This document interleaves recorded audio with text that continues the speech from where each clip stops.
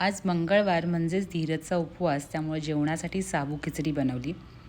अंशुल आणि माझ्यासाठी चिंचगुळाची आमटी बनवली. चिंचगुळाची आमटी बनवण्यासाठी तिखट, मीठ, कढीपत्ता, कोथिंबीरच्या काड्या, गूळ, चिंच हे सगळं पाण्यामध्ये एकत्र शिजवून घ्यायचं. मीठ आणि तिखटसुद्धा.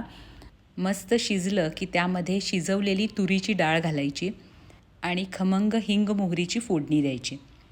थोडी कोवळी कांद्याची पातसुद्धा होती, ती स्वच्छ धुवून चिरून घेतली. त्यामध्ये एक कांदासुद्धा बारीक चिरून घेतला.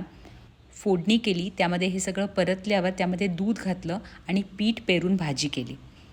तर आजचा मेन्यू गरमागरम भाकरी, पातीच्या कांद्याची पीठ पेरून केलेली भाजी आणि डाळीची आमटी. एक नंबर लागलं. तुम्ही अशी भाजी कधी ट्राय केली आहे का? किंवा चिंचगुळाची आमटी तुम्ही खाल्ली आहे का? मला नक्की सांगा. मस्त पाऊस पडतोय, गरमागरम भाकरी आणि भाजी भारी लागली.